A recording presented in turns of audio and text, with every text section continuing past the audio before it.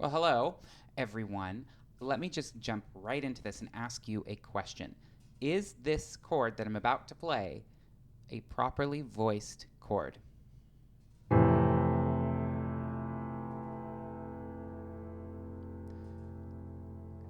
In some contexts, you can say that it is. However, might it be more appropriate to play it like this?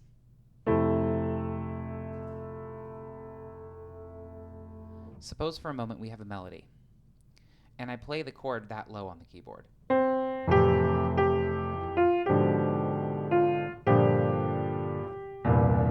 know the camera cuts off, but the problem is when we play a musical instrument, we are producing tones which are occupying sonic space. When I press a key, vibrations are taking place and we are vibrating the air.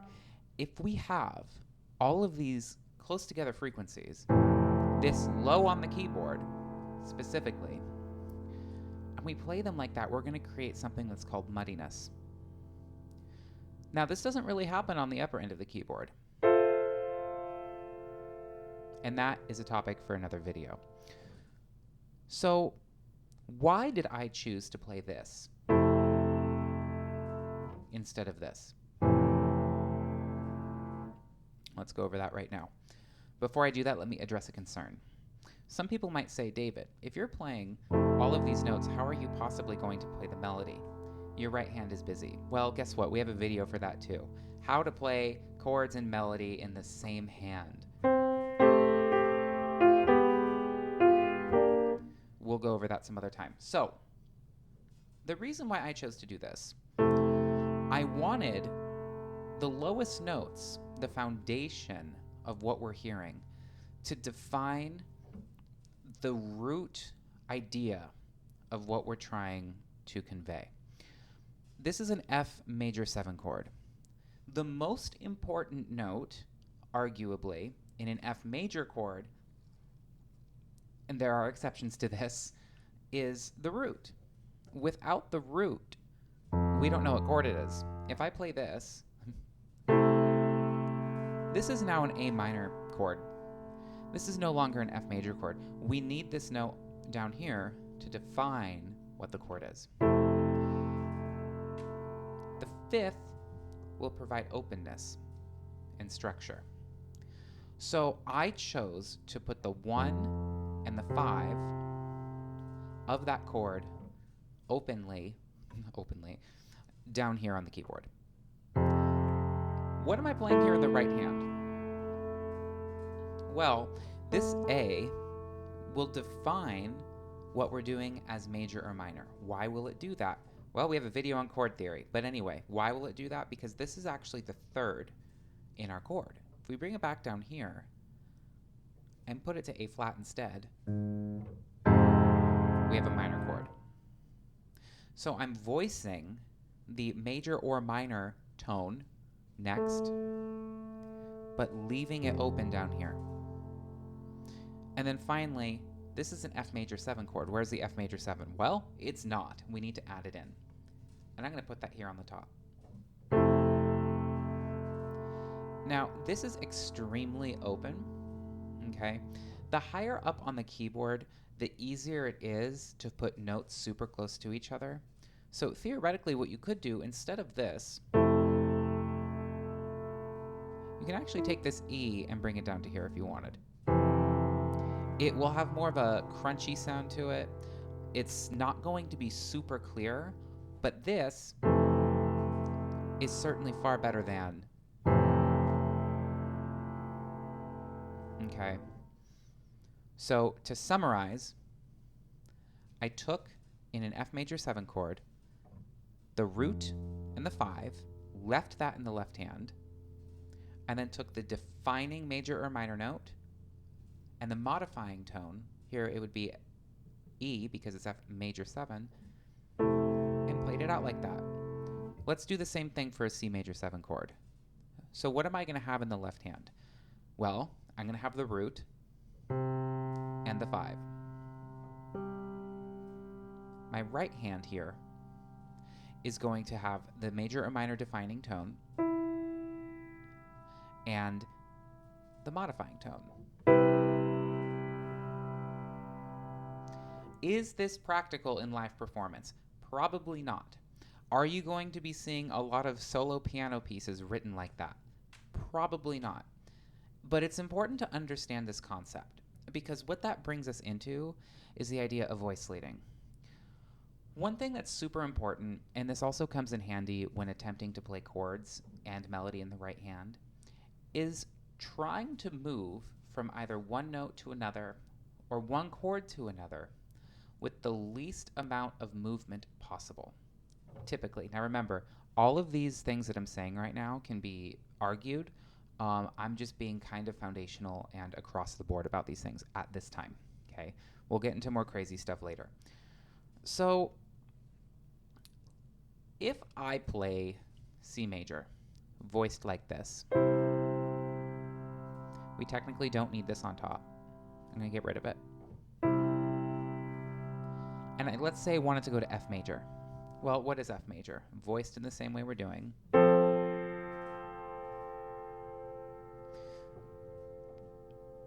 Why not invert this a little bit? Why can't I take this G, move it up to an A, and take this E and move it up to an F?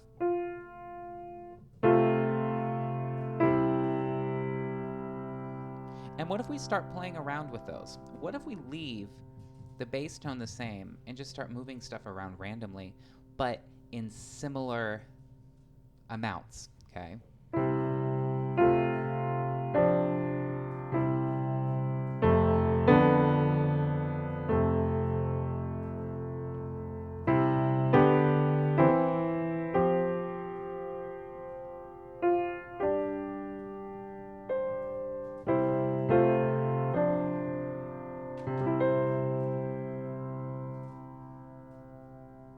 So, experiment. I want you to experiment with these things.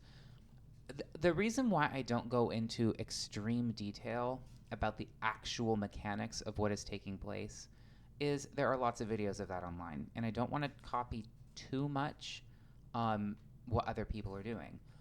But by not completely explaining exactly what and why I'm doing, what I'm hoping what will happen is that you're going to sit at your keyboard and start experimenting with things.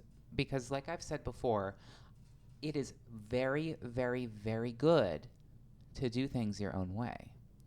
This isn't necessarily going to apply to all things in music. For example, if you're a studio musician and you're supposed to play this, and you play this instead, that probably won't go over too well. So that's not what I'm talking about. But sit at your keyboard, take what you know about using different chords from the previous video, and now add in this new idea of openness and space in the aural field, and see what you come up with.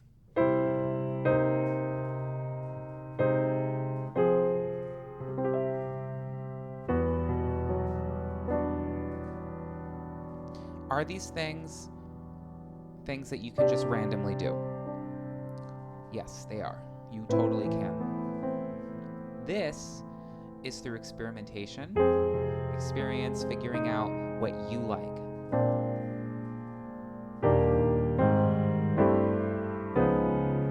I know you can't see these notes down here.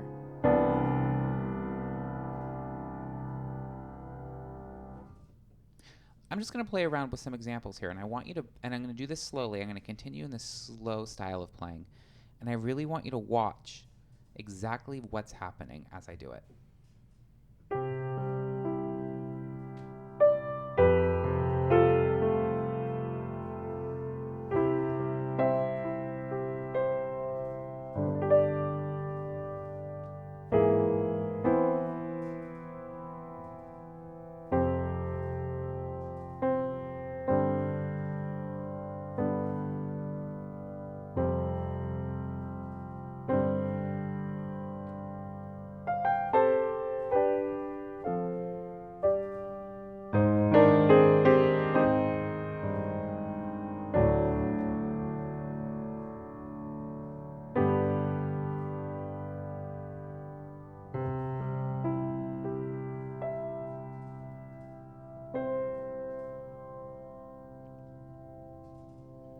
keep in mind that when we play the piano, we're also going to be using the damper pedal.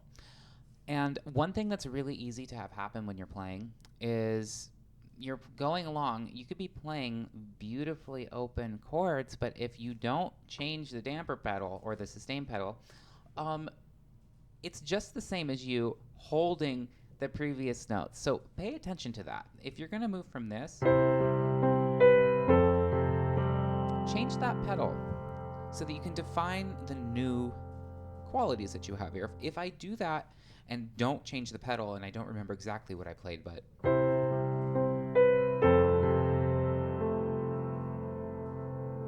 is there a place for that? Yes. Is that what I'm talking about right now? Not necessarily. Okay? Openness.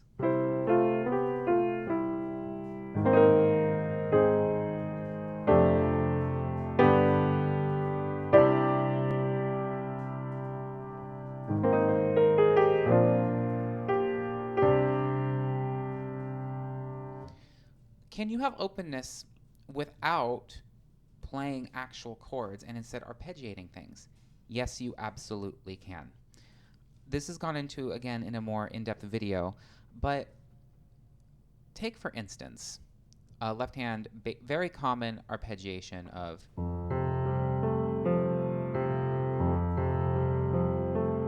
or even the simpler version.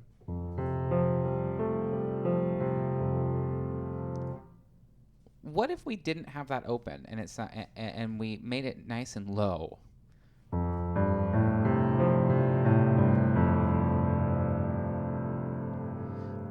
Continuing to hold the pedal, we get all of this mud. Open it up. We can apply the same concept of, okay, what are the most important notes? The 1 and the 5 probably being in the bass is really good. Why not do another 1?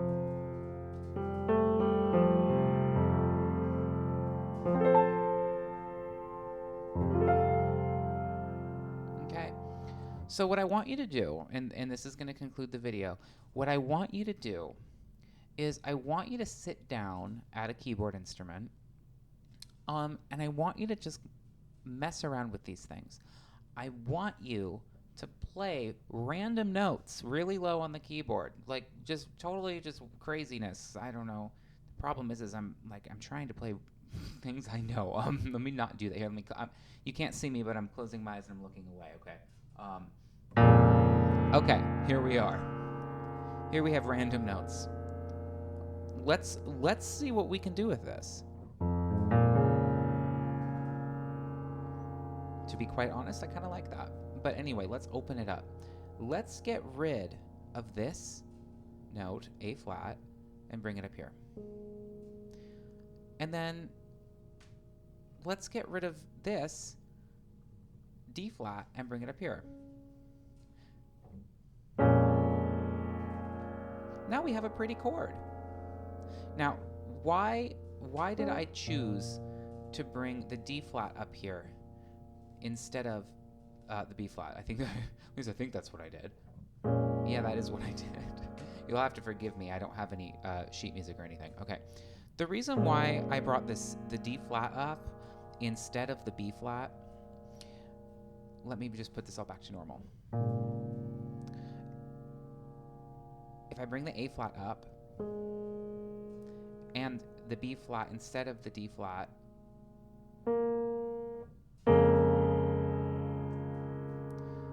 these two notes are very close to each other. Now, this is fine. This does sound nice.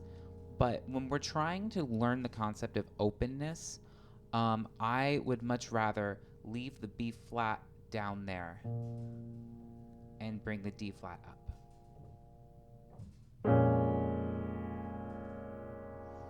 So kind of just experiment with these things. You're going to learn new chords that you really, really like, and you're going to be able to put them in places that you didn't expect before.